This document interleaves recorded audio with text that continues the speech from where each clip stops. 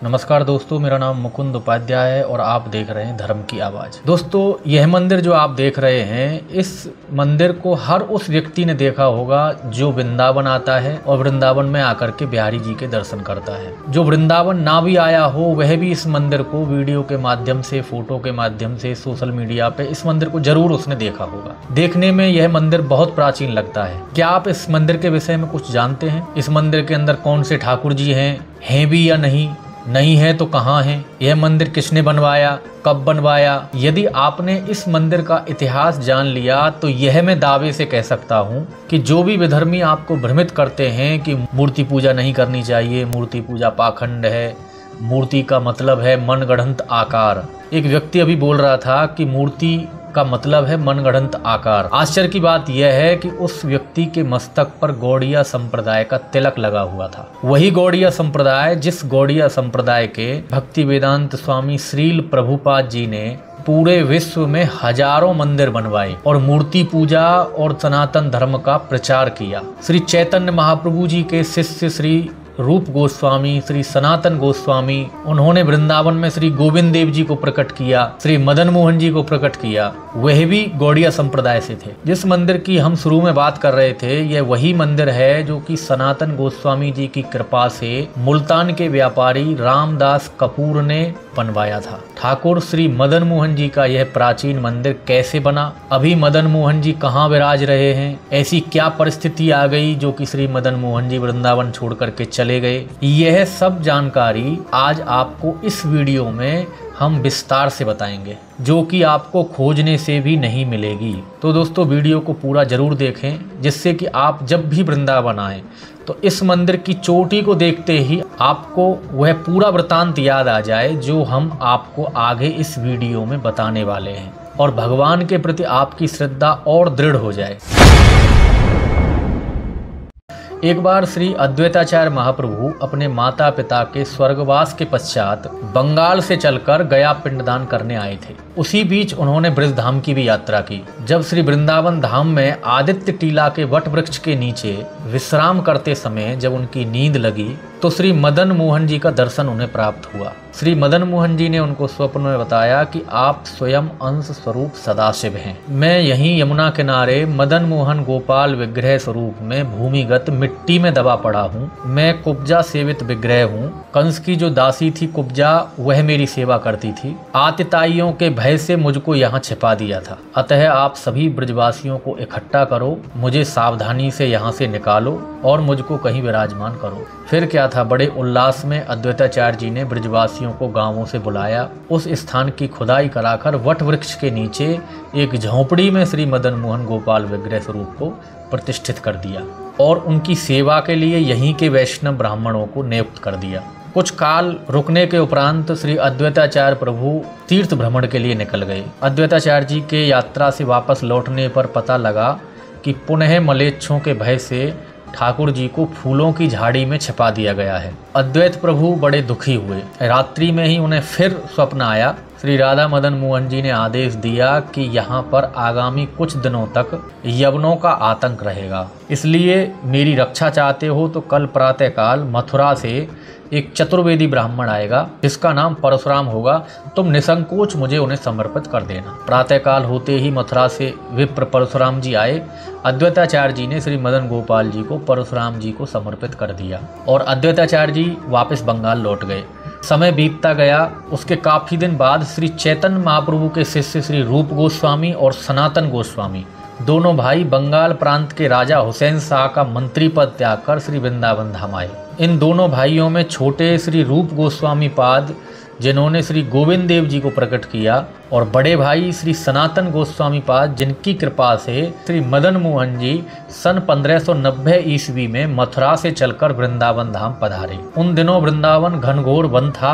अकबर बादशाह के नुमाइंदे यहाँ शिकार खेलने आते थे। श्री मदन गोपाल जी, जो कि मथुरा में परशुराम चतुर्वेदी जी के घर विग्रह रूप में विराजमान थे, वह दोबारा वृंदावन कैसे आए? श्री सनातन गोस्वामी नित्य प्रति भिक्षा लेने वृंदावन से मथुरा जाया करते थे। परशुराम जी की पत्नी बड़ी लगन से मदन गोपाल जी की सेवा करती थी। श्री मदन गोपाल जी के दर्शन की लालसा से श्री गोस्वामी जी नित्य मधुकरी लेने के बहाने उनके घर जाते थे। एक दिन श्री सनातन गोस्वामी परशुराम चतुर्वेदी जी के घर भिक्षा लेने गए तो उन्होंने क्या देखा कि परशुराम चतुर्वेदी की पत्नी वात्सल्य भाव में डूबकर चाव से शुद्धता अशुद्धता का विचार किए बिना सहज ब्रजवासी भाव में गोपाल जी की सेवा कर रही है। स्वाभाविक ब्रजवासियों की ठाकुर में सहज प्रीति होती है। भोग लगाते समय सनातन गोस्वामी ने देख लिया परशुराम चतुर्वेदी की पत्नी भगवान को अशुद्धता से भोग लगा रही थी। उनको यह देखकर रहा नहीं गया। उन्होंने परशुराम जी की पत्नी को यह बात बोल दी। वह बेचारी डर गई। दूसरे दिन जब सनातन बाबा परशुराम जी के घर मधुकरी लेने पहुंचे तो क्या देखते हैं कि ठाकुर मदन गोपाल चतुर्वेदी बालकों के साथ बैठकर खा रहे हैं और पंडितानी उनको खिला रही है। ऐसा दृश्य देखकर सनातन गोस्वामी आश्चर्यचकित रह गए। मनी मन विचार करने लगे कि वास्तव में भगवान तो भाव के भूखे हैं और अपने को धिक्कारते हुए परम भक्तमती उस ब्रज गोपी के श्री चरणों में अपराध के लिए क्षमा याचना करने लगे। सनातन गोस्वामी ने ठाकुर जी का वही झूठन किनका प्रसादी मांगा। जैसे थोड़ा सा गोपी ने दिया, पाते ही मूर्छित हो गई। जब बाबा वृंदावन लौटे तो रात्रि में विश्राम कर रहे थे। बाबा को स्वप्न आया कि हमको अपने पास वृंदावन ले आओ, हम तुम्हारे पास रहेंगे। बाबा ने ठाकुर जी से कहा, हम ठहरे मधुकरिया बाबा, हमारे पास तो अलौनी सूखी रोटी है, कैसे रहोगे हमारे पास। ठाकुर जी के हट करने पर सनातन गोस्वामी ने यह पूरा वृतांत परशुराम चतुर्वेदी जी की पत्नी को बता दिया। उधर श्री मदन गोपाल जी ने परशुराम चतुर्वेदी जी की पत्नी को भी ठीक उसी प्रकार स्वप्नादेश में कहा कि मुझे सनातन बाबा को दे दो, अब हम वृंदावन में रहेंगे। श्री सनातन गोस्वामी जी ठाकुर मदन गोपाल जी के हट करने पर श्री मदन गोपाल जी को इस शर्त पर वृंदावन लाने को तैयार हुए कि बिना नमक अलौनी रोटी खानी पड़ेगी। सनातन बाबा ठाकुर जी को मथुरा से ले आए और आदित्य टीले के ऊपर एक झोंपड़ी में विराजित कर दिया। आटा मांग कर लाते, नित्य कंडे की आंच में गोल गोल बिना नमक की बाटी बनाते और श्री मदन गोपाल जी को भोग लगा देते। ऐसा करते हुए बहुत दिन बीत गए। एक दिन मदन गोपाल जी बाबा से कहने लगे कि बाबा अलौनी रोटी गले में चुभती है, थोड़ा सा नमक तो डाल दिया करो। बाबा सनातन ने कहा कि मथुरा से आने के पहले क्या बात हुई थी, आज थोड़ा सा नमक मांगने लगे हो, कल लड्डू पूड़ी खाने को मांगने लगेंगे, हम कहाँ से लाएंगे। तुम्हारी सेवा मेरे बस की नहीं है। प्रभु जहाँ से आए हो वहीं मथुरा चले जाओ, नहीं तो अपना इंतजाम स्वयं कर लो। बस इतना सनातन बाबा का कहना था कि श्री मदन गोपाल जी ने बाबा से कहा कि बाबा मैं अपना इंतजाम अपने आप कर लूं। बाबा ने भी रोष भरे स्वर में कहा कि हाँ कर लो अपनी व्यवस्था। उन दिनों जो व्यापारी व्यापार करते थे वह अपने माल का आदान प्रदान यमुना नदी में नावों के द्वारा किया करते थे। एक दिन मुल्तान निवासी एक व्यापारी रामदास कपूर अपना माल लेकर यमुना नदी से नाव के द्वारा आगरा जा रहा था। अचानक वृंदावन के निकट उसकी नाव बीच भंवर में फंस गई। वह बचाओ बचाओ की चीख पुकार करने लगा। वहीं टीले के किनारे पेड़ों का एक बहुत बड़ा झुरमुट था। रामदास कपूर को वहां पर एक सुंदर सा बालक दिखाई पड़ा। उस बालक ने रामदास कपूर से कहा कि इसी टीले के ऊपर एक बाबा रहते हैं जिनका नाम सनातन बाबा है, उनको आवाज दो, अवश्य बच जाओगे।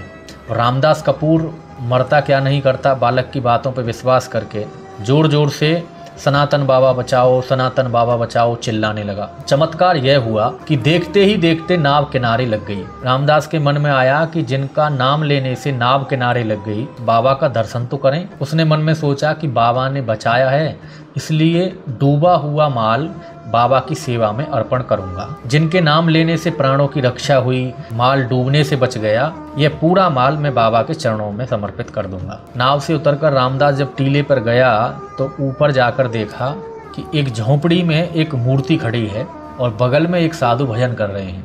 रामदास ने घबराते हुए प्रणाम किया और बाबा से कहा कि बाबा आपकी कृपा से डूबती हुई नाव सहित में बच गया, इसलिए मैं चाहता हूँ कि इस माल को भगवान की सेवा में लगा दूँ। और रामदास ने सनातन बाबा से पूछा, बाबा एक बात मैं आपसे और पूछना चाहता हूँ, वह बालक आपका कौन था जिसने मुझे आपका नाम जोर जोर से पुकारने को कहा था। ऐसा सुनते ही बाबा ठाकुर जी की ओर देखकर मुस्कुराने लगे। रामदास कपूर व्यापारी ने आगरा जाकर समस्त माल बेचकर पैसा लाकर बाबा की सेवा में समर्पित कर दिया। श्री सनातन गोस्वामी ने सारा धन कपूर रामदास को वापस करते हुए कहा कि इस पैसे को मंदिर निर्माण एवं ठाकुर जी के राजभोग आदि की व्यवस्था में लगा दीजिए। अब सनातन बाबा सब कुछ छोड़ छाड़ कर भजन करने नंदगांव पावन सरोवर चले गए। भगवान को जब पता चला कि सनातन बाबा नंदगांव चले गए हैं तो भगवान सनातन बाबा के पीछे नंदगांव जाकर उनको मनाने लगे। भगवान ने कहा कि बाबा मैं आपके बिना नहीं रह सकता। बाबा ने भगवान से कहा कि प्रभु हम अपना वह नित्य भजन नहीं छोड़ सकते जिसके वशीभूत होकर तुम यहाँ तक आए हो। भजन ही सार है, इसलिए हमको एकांत में भजन करने दो।